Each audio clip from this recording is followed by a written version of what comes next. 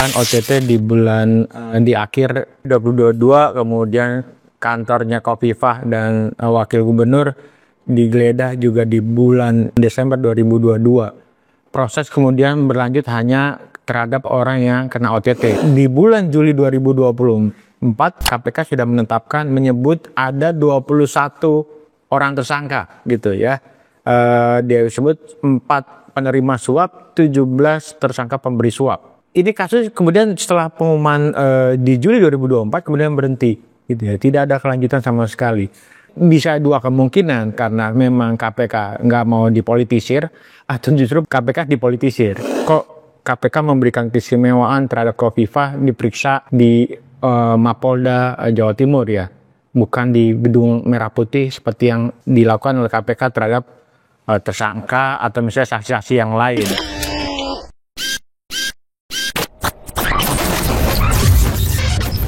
Halo sahabat integritas, jumpa lagi di kanal 1 visi utama program Buka Kartu. KPK dikritik habis karena memeriksa Gubernur Jawa Timur Khofifah Indar Parawansa di Jawa Timur, tidak di kantor KPK di Kuningan. Meskipun pemeriksaan ini sebagai saksi, akan tetapi publik mungkin juga sudah tahu bahwa kasus ini merupakan pengembangan dari operasi tangkap tangan KPK yang dilakukan jauh-jauh hari pada Desember 2022. Nah, untuk membahas mengapa ada kesan bahwa proses hukum terhadap kasus indikasi korupsi suap ya yang dimulai dari gratifikasi dan suap terkait dengan pengelolaan dana hibah untuk kelompok masyarakat di Jawa Timur periode 2021-2022 ini menjadi berlarut-larut karena dari 2022 OTT KPK yang mana kemudian di sana sudah ada beberapa tersangka, bahkan beberapa tersangkanya juga sudah diadili ya hari ini. Itu baru di 2025 bulan Juli KPK melanjutkan pemeriksaan. Padahal kantor Khofifah juga sudah pernah digeledah oleh KPK pada tahun 2022, sesaat setelah OTT dilakukan. Nah, untuk membahas masalah ini kita berdiskusi dengan Bung Emerson Yunto dari Visi Integritas. Bung Eson, ya. Soal Khofifah. Ini adalah politisi gaek perempuan dari Jawa Timur yang kuat posisinya. Karena juga ditopang oleh organisasi NU yang besar ya di Jawa Timur. Kita tahu Jawa Timur adalah kantong dari Nahdlatul Ulama. Bahkan kemarin di 2024 dia mengalahkan rival beratnya Risma ya sebagai calon gubernur di sana. Bung Emerson melihat masalah ini seperti apa? Apakah memang KPK memberikan keistimewaan karena statusnya Khofifah sebagai politisi yang cukup berpengaruh? Atau sebenarnya ini adalah satu proses yang bisa saja terjadi karena tergantung dari bukti-bukti hukum yang ada? Itu bagaimana Bung Emerson melihat? Ini banyak menimbulkan pertanyaan dari publik. Kok KPK memberikan keistimewaan terhadap Khofifah diperiksa di Mapolda Jawa Timur ya, bukan di Gedung Merah Putih seperti yang dilakukan oleh KPK terhadap tersangka atau misalnya saksi-saksi yang lain. Nah, pertama ini akan menimbulkan kecurigaan bagi publik. Kemudian yang kedua nih dianggap KPK memberikan keistimewaan terhadap Khofifah, dan ini bisa jadi presiden buruk. Orang atau saksi atau misalnya tersangka kasus korupsi, misalnya dia bilang nggak mau kok diperiksa di situ, di sini aja, misalnya begitu, dengan sejuta alasan atau menjadikan presiden Khofifah sebagai salah satu contoh ya, bahwa diperiksa kan nggak mesti harus di Gedung Merah Putih, tapi di tempat atau di lokasi yang dekat dengan dia bisa aja. Nah, walaupun KPK selalu beranggapan bahwa ini sekaligus kerja tim penyidiknya KPK yang juga sedang menangani kasus di Jawa Timur, tapi alasan-alasan itu kan sebenarnya masyarakat sudah bosan gitu ya. Maksudnya kelihatannya kalau penegak hukum menghadapi politisi-politisi yang cukup punya nama gitu ya, itu kok kelihatannya agak melempem ya. Jadi kelihatan SOP-nya nggak jelas gitu. Ya nggak jelas. Jadi apa sebenarnya yang mendasar gitu ya? Apakah memberikan keistimewaan atau misalnya ini juga dari bagian dari strategi. Jadi soal efektivitas SDM misalnya begitu. Tapi apapun itu Atau imbas efisiensi. bisa juga, bisa juga. Dan sebenarnya kalau efisiensi lebih efisiensi di Jakarta. Dia cukup kirim surat ke Kofifa panggil datang. Nah temannya Kayaknya ditanggung Kofifa. tanggung Kofifa kan sebelumnya di bulan Juni sudah lakukan proses pemanggilan itu, tapi Kofifa waktu itu alasannya menghadiri wisuda putrinya di Cina kan. Nah kemudian dilakukan proses pemanggilan lagi. Kenapa pertanyaannya nggak dipanggil di Jakarta? Kenapa dia KPK melakukan pemeriksaan di Mapolda Jawa Timur begitu ya? Dan memang kan terutama pada era Firly Bahuri ya, jadi ketua KPK beberapa kali memang kedapatan juga memberikan semacam keringanan dan tanda petik ya ketika memeriksa saksi atau tersangka, ada yang lewat jalur belakang itu ya sehingga wartawan tidak bisa mendeteksi ya, ada yang diperiksa di luar dan beberapa lainnya juga kita bisa cek lagi tuh di jagat internet lah, pasti persebaran informasinya. Nah ini sangat berbeda dengan KPK pada periode-periode sebelumnya ya, terutama sebelum KPK direvisi undang-undangnya oleh Presiden Jokowi ya. Nah dalam situasi seperti ini kan sebenarnya KPK itu punya kesempatan untuk membangun kembali reputasinya. Karena sudah babak belur nih. Surveinya jelek, ya kepercayaan publik ke KPK belum drastis gitu. Dan tapi ya ritme KPK itu juga tidak membaik ya dari beberapa sisi ya, termasuk yang terakhir dengan alasan demi efektivitas akhirnya Kofifa diperiksa di kantor Polda Jawa Timur gitu ya. Nah, kalau kita melihat kembali kasusnya sendiri Bung Eson, ini kan kasus soal hibah ya, dana APBD hibah kepada kelompok masyarakat. Kita tahu hibah itu memang potensi korupsinya tinggi ya. Dulu zaman almarhum Cahyokumolo saat jadi Menteri Dalam Negeri maupun saat menjadi Menteri Pan-RB, dia sudah berkali-kali menekankan pentingnya ya upaya pencegahan korupsi di dalam soal pengelolaan dana hibah. Tapi ya ini muncul lagi ya kasusnya. Nah, OTT KPK itu kan sebenarnya terjadi di Desember 2022. Yang saat itu kemudian menangkap wakil ketua DPRD ya, Sahat Tua Simanjuntak. Modus operandinya adalah seperti biasa, meminta bagian ya, potongan sebanyak 10-20%. Tapi kan kalau kita lihat kemudian dari jeda waktu ya antara OTT, penggeledahan kantor Kofifa dengan pemeriksaan awal ini yang Juli 2025 ini kan rentang waktunya sampai 3 tahun. Ya, Bung Eson. Biasanya kasus OTT itu kasus yang cepat diproses karena dianggap sudah cukup masak. Ya, sudah cukup matang gitu. Nah, ini kenapa kok periodenya jadi cukup panjang ya, menunggu sampai kemudian diperiksa lagi gubernur ini gitu. Apakah memang karena baru ditemukan ada bukti-bukti yang terkait, atau sebenarnya ada periode-periode tertentu yang ini kita nggak tahu ya, apakah kaitannya sama isu momen politik ya, karena sebenarnya saat itu juga sudah menjelang periode pendaftaran calon gubernur ya, pilkada serentak ya di 2024 dan seterusnya. Ini gimana Bung Eson?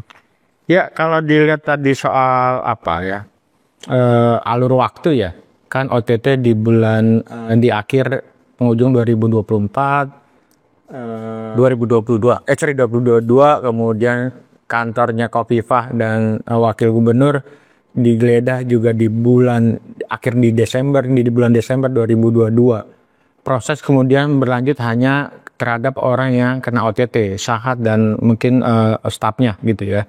Sahat Simanjuntak dan stafnya. Saat ini sudah divonis 9 tahun penjara dan kemudian uang pengganti 39 miliar itu divonis di bulan September 2023. Nah, kasusnya kemudian masih dalam proses pengembangan. Di bulan Juli 2024 KPK sudah menyebut ada 21 orang tersangka gitu ya. Dia sebut 4 penerima suap, 17 tersangka pemberi suap. Nah, ini kasus kemudian setelah pengumuman di Juli 2024 kemudian berhenti gitu ya. Tidak ada kelanjutan sama sekali. Ya rehat gitu ya. Ini bisa dua kemungkinan, karena memang KPK nggak mau dipolitisir atau justru KPK dipolitisir. Dalam artian misalnya ini kan bagi kita waktu itu kesempatan kalau ada kepala daerah yang tersangkut dalam kasus korupsi segera tetapkan sebagai tersangka agar dia tidak masuk kandidat atau tidak dipilih sebagai kepala daerah. Atau ada perspektif yang lain. Jadi untuk menghindari politisasi KPK menahan diri, tidak menetapkan pihak-pihak yang maju konstelasi sebagai kepala daerah maupun juga anggota DPRD gitu ya di provinsi untuk misalnya menahan diri tidak diproses. Nah, apapun alasannya sebenarnya ini kan juga jadi pertanyaan bagi masyarakat, kok ya selama itu gitu ya prosesnya. Jadi setelah pemilu pilkada selesai, kemudian harusnya bisa lebih cepat gitu ya. Tapi setelah selesai pun misalnya di 2004 baru 2025 ini kemudian proses lebih lanjut. Nah, jadi ini bisa dikatakan sebenarnya cukup lama ya. Harusnya kasus-kasus ini kan apalagi kalau OTT biasanya rentetannya cepat tuh penetapan tersangka karena bukti-bukti sudah dianggap cukup kuat. Oke. Jadi memang ada ruang yang harus dijelaskan oleh KPK ya kepada publik mengapa kok bisa sejauh itu proses hukumnya menunggu Khofifah diperiksa sebagai saksi ya. Kita tahu ini Khofifah diperiksa sebagai saksi ya, bukan sebagai tersangka ya. Nah, poin lainnya Bung Eson, kalau kita melihatnya dari sudut pandang kebijakan ya, kan dana hibah itu kewenangannya di kepala daerah, bukan di DPRD. Ya, DPRD ini kan bukan institusi, bukan jabatan yang punya wewenang mengalokasikan anggaran untuk program-program hibah. Semuanya ada di ranah eksekutif. Semuanya tentu berhubungan dengan tanda tangannya kepala daerah, ACC-nya kepala daerah. Meskipun dia nanti akan diturunkan nih ke para anak buahnya, termasuk siapa kepala dinas yang paling bertanggung jawab untuk program itu. Nah, apakah tidak menjadi aneh ketika soal dana hibah yang ini sebenarnya secara umum kalau kita lihat dalam banyak kasus juga yang sudah diproses oleh penegak hukum itu selalu beririsan dan berkaitan dengan kepala daerah. Tapi di dalam kasus ini wakil ketua DPRD-nya dulu tuh yang diangkut oleh KPK, diproses secara hukum dan kemudian baru dicicil sekarang masuk lagi ke tahap berikutnya. Ya, lagi-lagi kalau kita sebagai orang yang menggeluti penanganan perkara pidana ya termasuk korupsi, kan pemeriksaan-pemeriksaan yang berhubungan dengan sebuah indikasi korupsi pasti akan dianalisis juga soal bagaimana mekanisme prosedur wewenang yang terkait dengan kebijakan itu gitu. Nah, kok sekarang pemeriksaan Khofifah masih berputar soal wewenang administratifnya gitu. Apakah mestinya ini harusnya ada di depan dong ketika OTT itu dilakukan, karena lagi-lagi ini berhubungan dengan isu kewenangan eksekutif yang melekat di dalam setiap dana hibah yang ditetapkan oleh pemerintah. Kalau DPRD ini kan biasanya modusnya itu nitip saja. Ya. Saya nitip nih, ada beberapa ormas ya, entah itu nanti dapilnya dia lah, segala macam ya. Soal nanti dia juga ikut mencuri, ngambil sebagian dari dana hibah. Itu juga kan modus-modus yang sudah biasa kita temukan juga dalam banyak kasus korupsi gitu ya. Tapi ini nilainya besar loh, dana hibahnya itu ya. Karena periodenya juga kan akhirnya ditarik dari 2019 sampai 2022, bukan hanya 2001, 2022 ya. Nah, apakah KPK ini sebenarnya telat mereview seluruh proses bisnis yang terkait dengan kewenangan yang dimiliki oleh para pihak ini? Karena yang harus kita juga cermati, kalau saja KPK nggak menggeledah kantor Khofifah dan Emil Dardak waktu itu pada periode 2022, mungkin kita akan melihatnya ini hanya segmented DPRD saja yang kemudian terlibat gitu. Tapi kemudian kan setelah digeledah adem ayem tuh, nggak ada upaya hukum, nggak ada proses hukum, baru sekarang masuk ke pemeriksaan, dan pemeriksaannya pun kalau kata KPK hanya, ya ini yang harus kita cermati juga, hanya mendalami kewenangan administratif, struktur OPD dan lain-lain yang itu terkait dengan materi pemeriksaannya Khofifah. Gimana Bung Es? Kalau melihat di beberapa saksi-saksi yang sudah dipanggil oleh KPK, saya ambil saja contoh kesaksian dari Kusnadi. Kusnadi ini adalah ketua DPRD di periode itu ya. Kejadian di 2001-2002 sebagai ketua DPRD Provinsi Jawa Timur. Dalam kesaksiannya di KPK, itu dia nyatakan bahwa Khofifah sebagai gubernur mengetahui proses pengurusan dana hibah untuk Pokmas, kelompok masyarakat APBD Jawa Timur 2021-2022. Dia mengatakan pelaksanaan hibah pun semuanya harus melewati kepala daerah. Artinya apa? Semua proses pelaksanaan itu kepala daerah mengetahui. Mungkin pertanyaan berikutnya adalah apakah dia menerima uang itu atau tidak. Ini yang mungkin sedang dikejar oleh KPK. Bisa saja misalnya, kalau berbaik sangka, KPK tuh terlalu berhati-hati gitu ya. Menetapkan Khofifah sebagai tersangka, kalau tidak akan menetapkan Khofifah sebagai tersangka kalau misalnya bukti-bukti tidak cukup kuat. Ini yang kemudian lagi-lagi tadi pertanyaan muncul, kok ya selama itu gitu ya prosesnya. Nah, karena disebut-sebut di kesaksian Kusnadi, kemudian ada panggilan muncul ke Khofifah untuk diminta keterangan sebagai saksi. Nah, kita kembali misalnya soal merujuk kepada pengumuman KPK di bulan Juli 2024, disebut ada 21 nama tersangka kasus dana hibah ini, baik penyelenggara negara maupun juga pihak swasta, baik penerima suap maupun pemberi suap gitu ya. Dan situ juga sudah disebut ada eksekutif juga. Ada eksekutif gitu. Nah, pertanyaannya jangan-jangan sebenarnya di lingkungan Pemprov Jawa Timur sudah ada tersangkanya, tapi tidak diumumkan siapa mereka gitu. Nah, ini yang kemudian juga harus dibuka ke publik gitu. Jadi kan ada kaitannya dalam konteks strategi pemeriksaan gitu. Mungkin dia sebenarnya tetaplah sebagai tersangka, tapi untuk kasus ini dia untuk pihak A, pihak B dipanggil sebagai saksi gitu nanti. Nah, agar tidak menimbulkan kecurigaan bagi publik, KPK sebaiknya mengumumkan daftar 21 nama itu.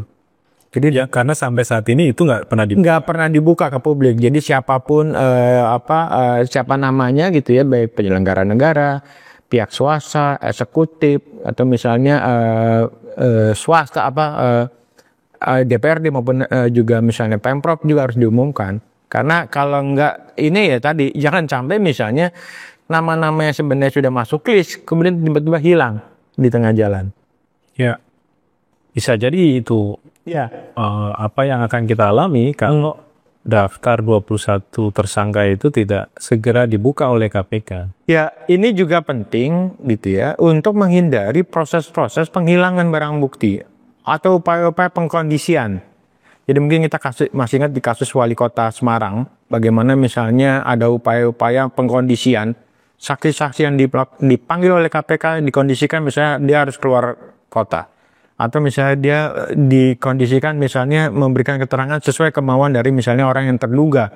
kasus korupsi. Nah ini kemudian harus diantisipasi oleh KPK. Jadi kalau itu terjadi, sebenarnya si pelaku bisa dijerat 2 kali sebagai penerima atau pemberi suap, atau juga nanti upaya menghalang-halangi proses penyidikan. Obstruction of justice. Dan itu pernah diterapkan oleh KPK juga. Ya, di beberapa kasus-kasus korupsi yang ditangani KPK, upaya-upaya penghalangan proses penyidikan, penuntutan itu bisa dijerat dan dibawa ke proses hukum. Oke, Bung Eson. Kita berhenti di sini, sahabat integritas. Kita tidak berharap KPK punya prosedur yang bermacam-macam dalam memeriksa saksi, tersangka, ya, dalam upaya penegakan hukum. Pemberantasan korupsi haruslah jelas, tegas, tidak memberikan impunitas kepada siapapun. Karena ini akan mempengaruhi kepercayaan publik terhadap negara. Apakah negara serius memberantas korupsi atau tidak. Jadi jangan sekali-kali tunjukkan adanya keistimewaan, adanya standar yang berbeda-beda, ya, standar ganda. Kalau si A itu jadi sangat serius memeriksanya, kemudian harus ya SOP-nya itu datang ke KPK, tapi kalau si B punya standar yang lain lagi, tentu ini juga akan menggerus kepercayaan publik terhadap KPK. Padahal KPK butuh upaya untuk membangun kembali trust publik kepada mereka. Kita ketemu lagi waktu, sampai jumpa.